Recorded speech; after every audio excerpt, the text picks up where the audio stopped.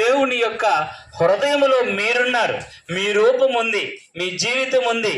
కనుక ప్రియులారా గమనించండి, మీరు ఆశీర్వదింపబడాలని, మీరు దీవింపబడాలని, మీరు పరలోక రాజ్య వారసులు అవ్వాలని, మోక్షం చేరాలి అని దేవుడు ఆశించి ఉద్దేశించి మమ్మును మీ యొద్దకు ఆ యొక్క ప్రేమ వార్తను చెప్పటానికాయ నడిపించారు. ప్రియులారా గమనించండి, మనిషిగా పుట్టినోడు మహాత్ముడైన గొప్పవాడైనా మరి మట్టిలో కలువవలసిందే.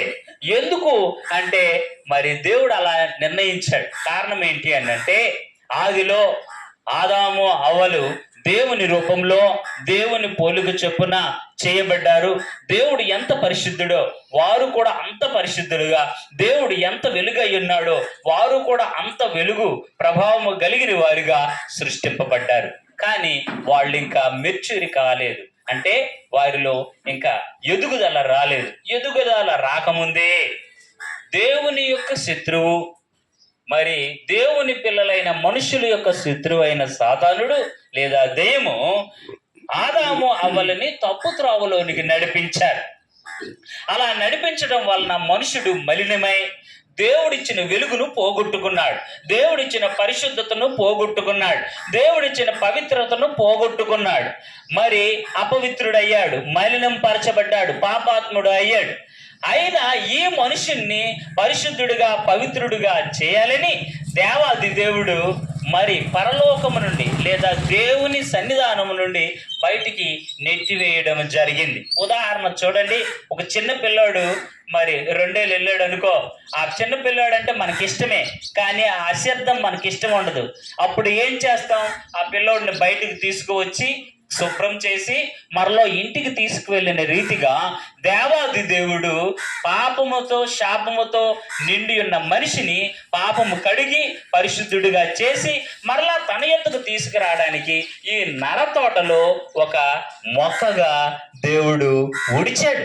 ఈ మొక్కగా చేయబడిన మనిషి ఈ యొక్క పాపాన్ని కడుక్కోవడానికే వచ్చాడు, అంతేగాని ఈ భూమి మీద చిరకాలం ఉండటానికి కాదు. ఈ భూమే చిరకాలం ఉండవు. ఈ పంచభూతాలు, భూమి, చెట్లు, చేమలు, పురుగులు, జంతువులు ఇవన్నీ మనిషిని కోసమే సృష్టింపబడ్డాయి. దేవుడు మనిషిని పాపాన్ని కడిగి, మనిషిలో ఉన్న పాపాన్ని కడిగి మరలా తీసుకెళ్ళిపోవటానికే దేవుడు ఈ తాత్కాలికమైన విడిదిని ఏర్పాటు చేశాడు. ఈ విడిది తాత్కాలికమే. అలాంటిది మనిషి జీవితం కూడా తాత్కాలికం, మరీ ఇంకా తాత్కాలికం. ప్రియులారా, మనుషునికి 100 సంవత్సరాలు లేకపోతే 70 సంవత్సరాలు 80 సంవత్సరాలు అన్న ఆయుష్ నిర్ణయించి 50 సంవత్సరాలు 40 సంవత్సరాలు ఒక్కొక్కరికి ఒక్కొక్క రకమైన ఆయుష్ని నిర్ణయించి ఆ ఆయుష్ పరిమాణంలోపు ఆ మనిషి యొక్క పాపాలను కడిగి దేవుని దగ్గరికి తీసుకుని వెళ్ళాలనేదే దేవుడు ఉద్దేశం. అందుకే మనుషుడు ఈ భూమి మీద సృష్టింపబడ్డాడు, కానీ ఈ భూమి మీద చిరకాలం ఉండడం కోసం కాదు. ఈ తనువు చాలించిన తర్వాత, ఈ యుగం అంతమైన తర్వాత నిత్యరాజ్యం అనేది ఉంది. యేసు రక్తములో కడగబడి పాపము శాపము కడగబడిన వారు పరలోక రాజ్యములో, అంటే దేవుడు ఉన్న చోటికి వెళుతారు. అక్కడ నిత్యానందం, నిత్య సంతోషం మరి అక్కడ ఉంటుంది. అయితే పాపము కొనని వారు నిత్య దుఃఖములోనికి, నరకములోనికి, అగ్ని ఆరదు, ఆత్మకు అక్కడ చావు ఉండదు, నిత్యము యుగ యుగాలు అక్కడ కాలుతూనే ఉండాలి. అలాంటి అగ్నిగుండంలోనికి మనిషి వెళ్ళాల్సి వస్తుంది.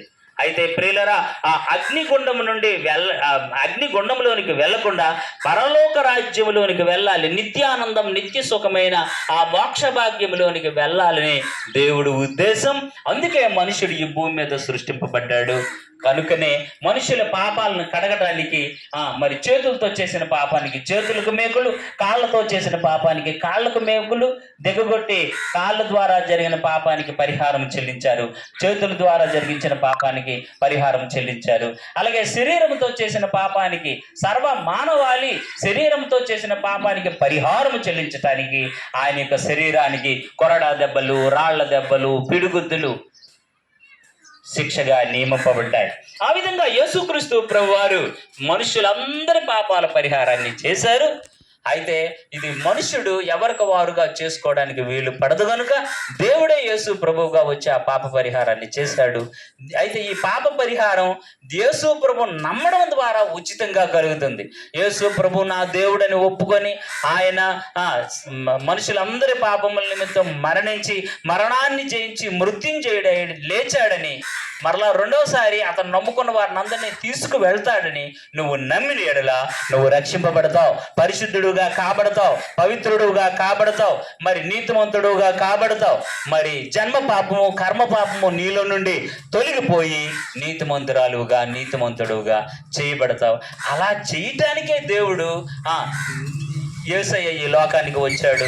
అలా నిన్ను పరిశుద్ధుడిగా పవిత్రుడిగా చేయటానికే దేవుడు ఈ భూమి మీద నిన్ను ఉంచాడు. అంతేగాని నీకు ఏదేదో చేసేయాలని కాదు. ఈ సూర్యుడు ఉన్నంత కాలము మరి పగలు సూర్యుడు చంద్రుడు ఉన్నంత కాలము పగలు రాత్రులు ఎలా ఉంటుందో నువ్వు ఈ భూమి మీద ఉన్నంత కాలము మంచి చెడు మిళితమై ఉంటాయి. అది దేవుడు నిర్ణయించాడు. ఈ తనువు చాలించిన తర్వాత మంచి వేరైపోతుంది, చెడు వేరైపోతుంది. మంచి పరలోక రాజ్యానికి చేరుతుంది, చెడు పాపము నరకానికి చేరుతుంది. ఆ నరకంలో నిత్య దుఃఖము వేదన. ఆ వేదన నుండి నువ్వు తప్పింపబడాలని అంటే యేసు ప్రభుని నీ నోటితో ఒప్పుకొని ఆయన మృతుల్లో నుండి లేచాడని నువ్వు హృదయమందు విశ్వసిస్తే నువ్వు దేవుని బిడ్డవు అవుతావు. యోహాను సువార్త 1వ అధ్యాయం 12వ వచనం, యేసుని అందరూ అంగీకరించరు అంటే యేసు నామమునందు విశ్వాసం ఉంచిన వారందరికీ దేవుని కుమారులు దేవుని కుమార్తెలయ్యే అధికారాన్ని దేవుడు ఇచ్చాడు. మాకు ఇచ్చిన ఈ అధికారం మీకు నువ్వు కూడా ఇవ్వాలి. మాకు ఇచ్చిన ఆ నిత్య జీవంలో ఆ యొక్క జీవ గ్రంథంలో పేరు లిఖింపబడిన ఆ యొక్క కృప మీ పేర్లు కూడా జీవ గ్రంథంలో లిఖింపబడాలని దేవాది దేవుడు కోరుకొని ఈ యొక్క సందేశాన్ని మీకు ఇస్తున్నాడు. దీన్ని విని మరి ధన్యులు కండి. ప్రభు మిమ్మల్ని దీవించునుగాక. ఆమేన్.